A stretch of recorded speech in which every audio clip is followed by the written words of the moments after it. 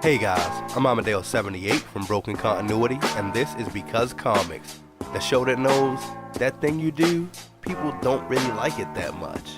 Today, I'm talking about Jean Grey, one of the most famous and the original X-Men. Jean Grey has pretty much sucked.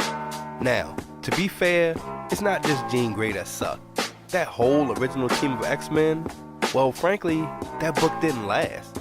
They just started reprinting the same stories. The X-Men didn't really take off until the second team arrived. I mean, consider what Jean Grey used to be.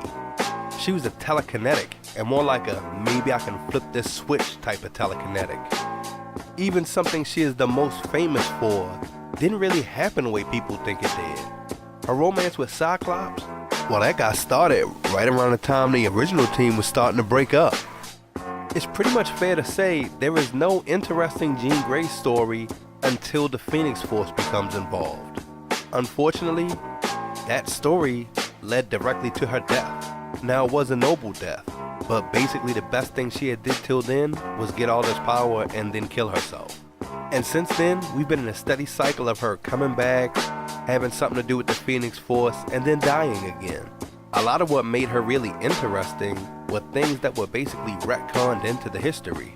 Even young Jean Grey having to deal with everyone's memories and expectations of her was more interesting than Jean Grey before the Phoenix Force. Unfortunately for her, the Phoenix Force won't leave her alone either. All of Jean Grey's children are more interesting than her.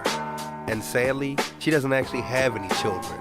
They're all clones' children or a different timeline Jean Grey's children. Jean Grey, that thing you do, people don't really like it that much. Because Comics. Anyway, I'm Amadeo78 from Broken Continuity. Thanks for tuning in. Please like and subscribe, and I'll catch you next time.